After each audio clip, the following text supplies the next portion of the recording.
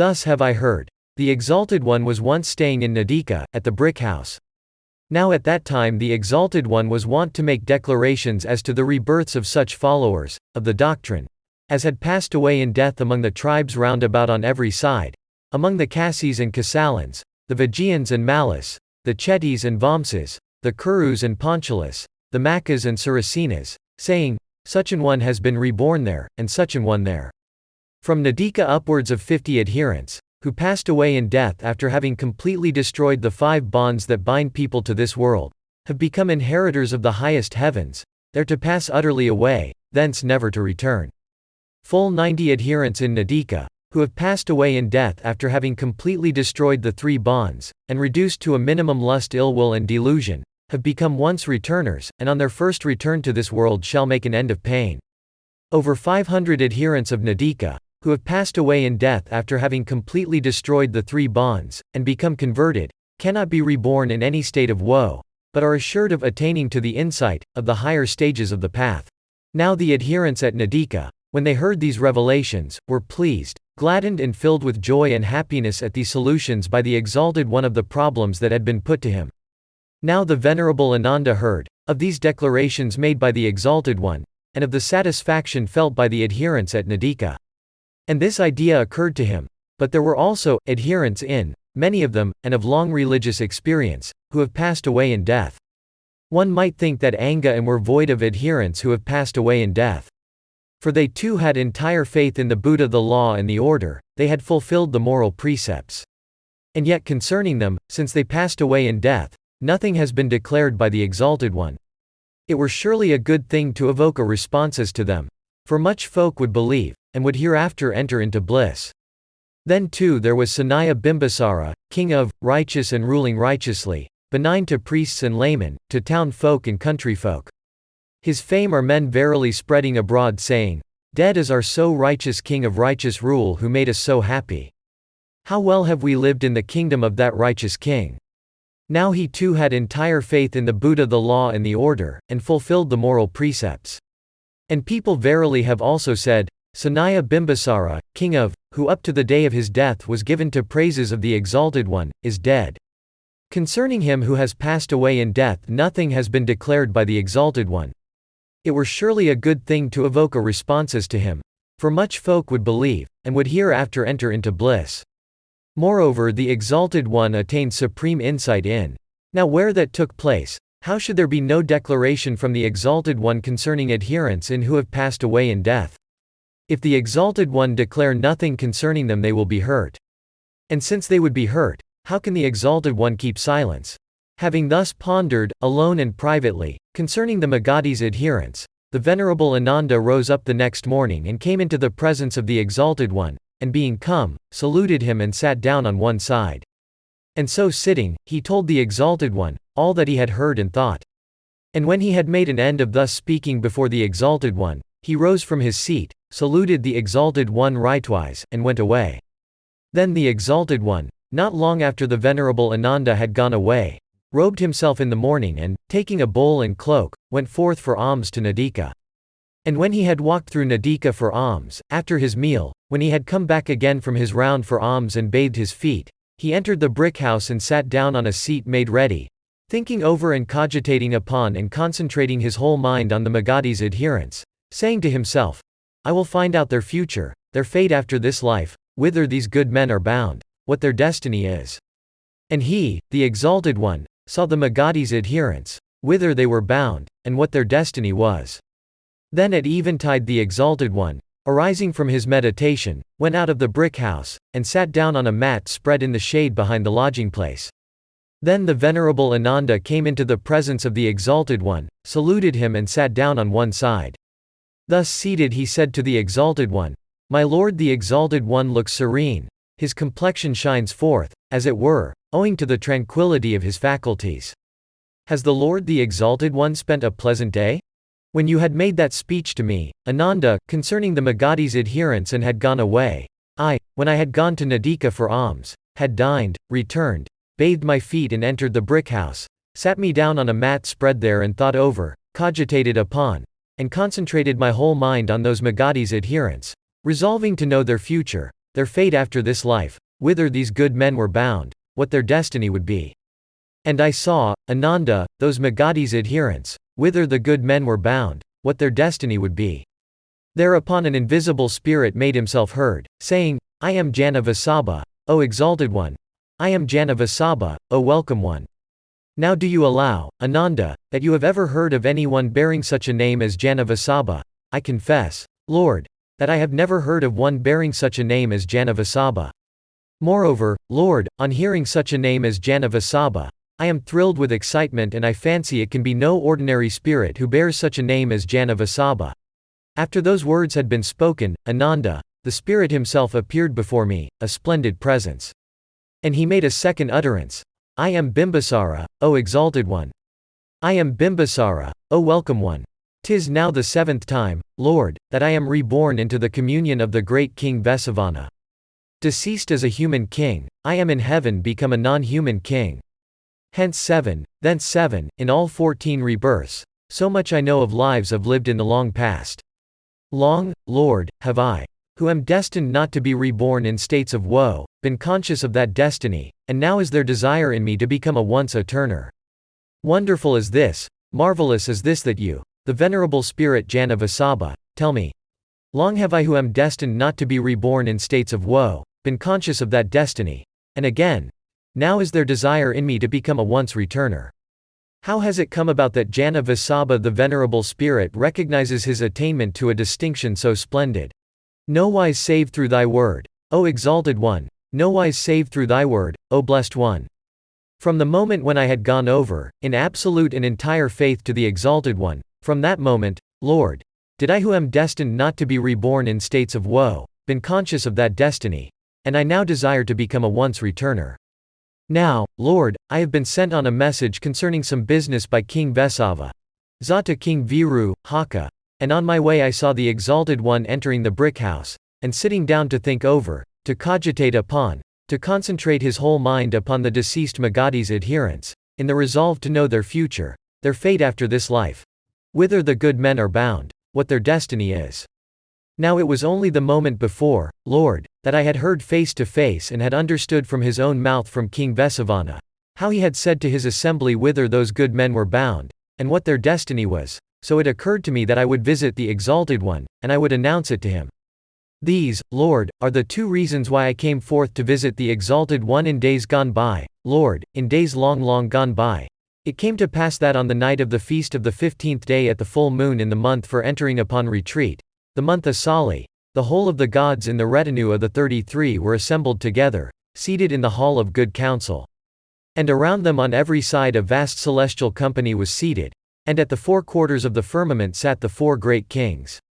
There was Datarata, king of the east, seated facing the west, presiding over his host, Varulhaka, king of the south, seated facing the north, presiding over his host, Varupaka, king of the west, seated facing the east, presiding over his host, and Vesava, king of the north, seated facing the south, presiding over his host. Whenever, Lord, all the gods in the heaven of the 33 are assembled and seated in their hall of good counsel, with a vast celestial company seated around them on every side, and with the 4 great kings at the 4 quarters of the firmament, this is the order of the seats of the 4. After that come our seats. And those gods, Lord, who had been recently reborn in the hosts of the 33 because they had lived the higher life under the exalted one, they outshone the other gods in appearance and in glory.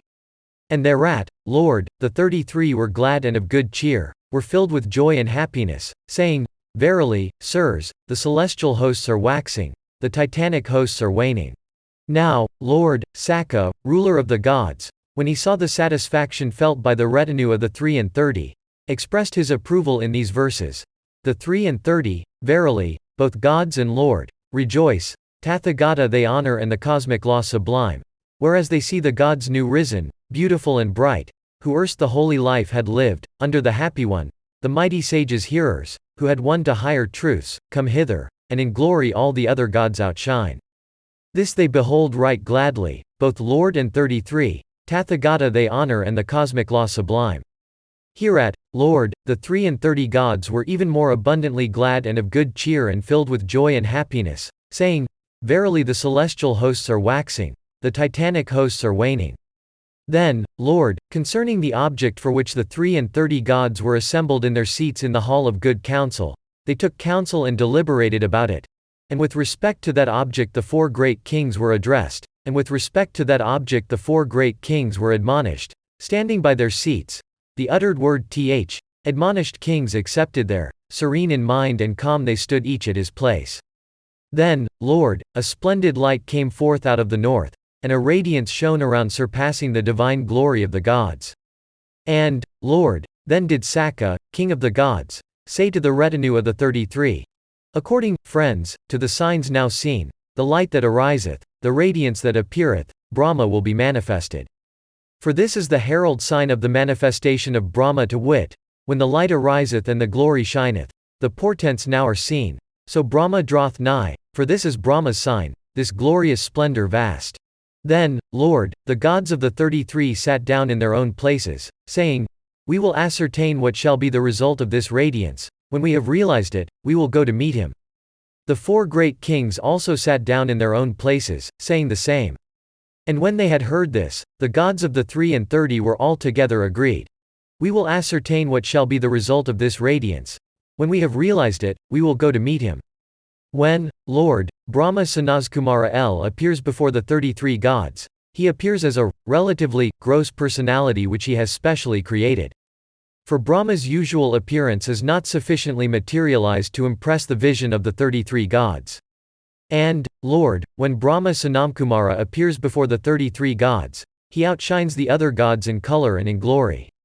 Just, Lord, as a figure made of gold outshines the human frame, so, when Brahma Sanamkumara appears before the 33 gods, does he outshine the other gods in color and in glory. And when, Lord, Brahma Sanamkumara appears before the 33 gods, there is no god in all that assembly that salutes him, or rises up, or invites him to be seated. They all sit in silence, with clasped hands and cross-legged, thinking, of whichever god Brahma Sanamkumara now desires anything, he will sit down on that god's divan. And by whichever god he does sit down, that god is filled with a sublime satisfaction, a sublime happiness, even as a Kshatriya king newly anointed and crowned is filled with a sublime satisfaction, a sublime happiness. So, Lord, Brahma Sana, Z. Kumara, having created a grosser personality and become in appearance as the youth 5 crest, manifested himself thus to the gods of the company of the 33. Rising up into the air he sat down cross-legged in the sky. Just, Lord, as easily as a strong man might sit down cross-legged on a well-spread divan or a smooth piece of ground, even so did Brahma Sanakumara, rising up into the air, sit down cross-legged in the sky. And seeing the tranquility of the gods of the company of the 33 he expressed his pleasure in these verses. The 33, verily, both gods and Lord, rejoice, Tathagata they honor and the cosmic law sublime. Whereas they see these gods new risen, beautiful and bright, who erst the holy life had lived, under the happy one, the mighty sages hearers, who had won to higher truths, come hither, and in glory all the other gods outshine. This they behold right gladly, both Lord and 33, Tathagata they honor and the cosmic law sublime. This was the matter of Brahma Sanamkumara's speech. And he spoke it with a voice of eightfold characteristics, in a voice that was fluent, intelligible, sweet, audible, continuous, distinct, deep, and resonant. And whereas, Lord, Brahma Sana, Kumara communicated with that assembly by his voice, the sound thereof did not penetrate beyond the assembly. He whose voice has these 8 characteristics is said to be Brahma-voiced. Then, Lord, Brahma Sana, Z. Kumara, having created 33 shapes of himself, sitting each on the couch of each of the 33 gods, thus addressed the gods.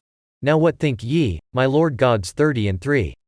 Inasmuch as the Exalted One hath acted for the welfare of the peoples, for the happiness of the peoples, out of pity for the world, for the advantage, for the welfare, for the happiness of gods and men, they, whoever they be, sirs, who have taken the Buddha for their refuge, the truth for their refuge, the order for their refuge, they, on the dissolution of the body after death, have been reborn, some of them into the communion of the Parinimita Vasavati gods, some of them into the communion of the Tasita Ophods, or of the Krods in the retinue of Yama, or of the 33 gods, or of the 4 great kings.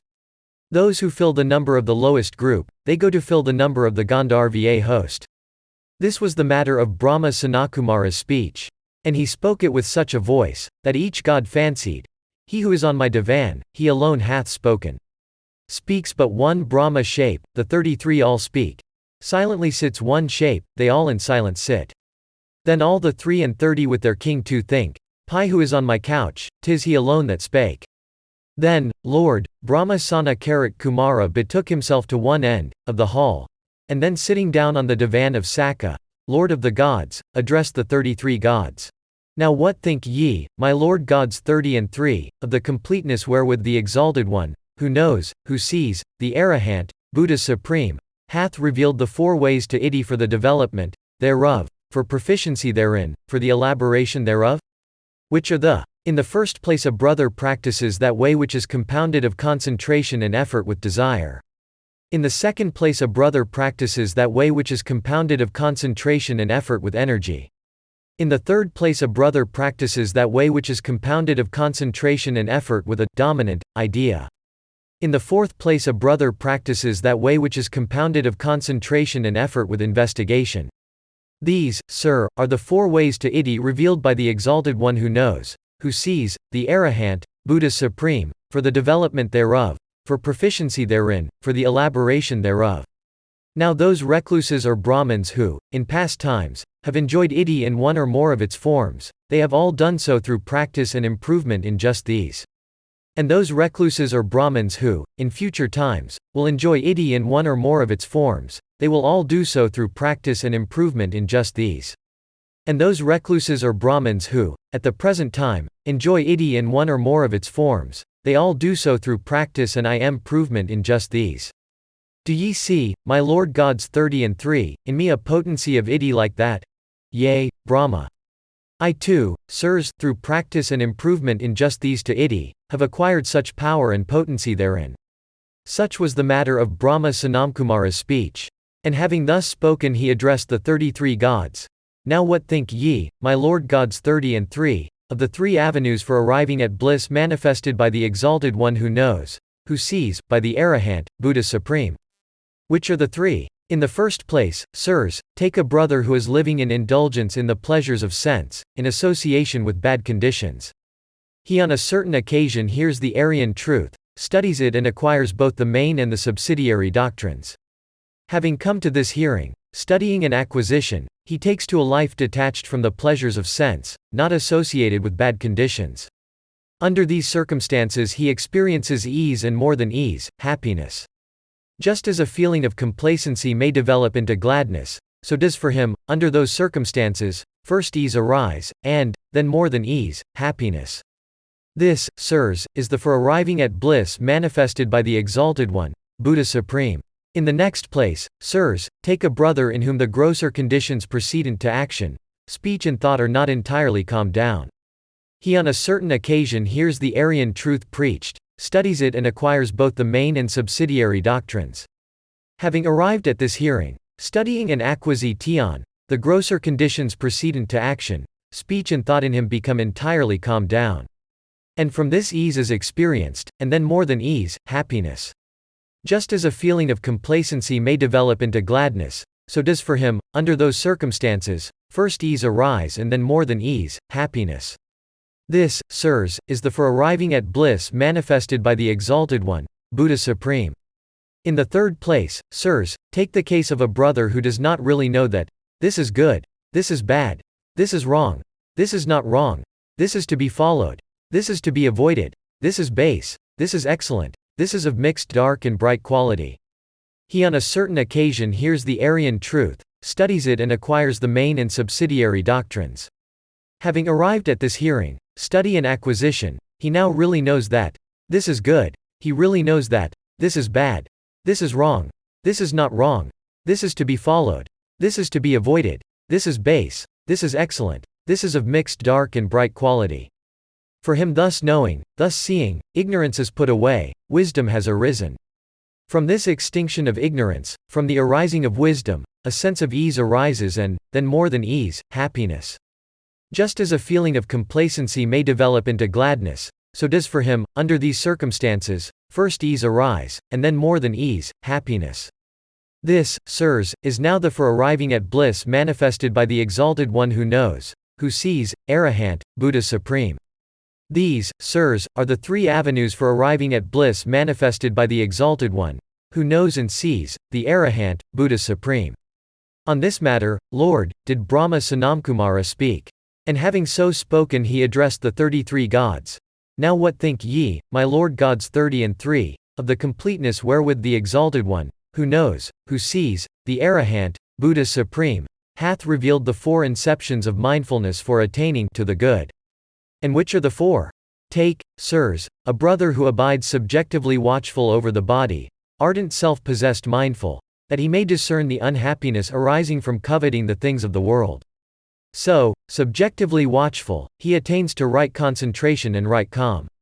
He, having right concentration and right calm in his physical being, evokes knowledge of and insight into all other physical forms external to himself. So, again, he abides subjectively watchful over his feelings, over his heart, over his ideas, ardent self-possessed mindful, that he may discern the unhappiness arising from coveting the things of the world. So, subjectively watchful, he attains to right concentration and right calm. He, having right concentration and right calm in his feelings, his heart, his ideas, evokes knowledge of and insight into the ideas of others external to himself. These, sirs, are the 4 inceptions of deliberation for attaining to the good completely revealed by the Exalted One, who knows, who sees, the Arahant, Buddha Supreme. On this matter did Brahma Sanamkumara speak. And having spoken he addressed the 33 gods. Now what think ye, my Lord gods 30 of the completeness wherewith the Exalted One, who knows, who sees, the Arahant, Buddha Supreme, hath revealed the 7 requisites of intellectual concentration for practice of right rapture, for the perfecting of rapture? Which are the 7? Right views, right intention, right speech, right action, right livelihood, right effort, right mindfulness. That concentration of thought, sirs, which is prepared by these 7 factors, is called the noble right rapture together with its bases, together with its requisites.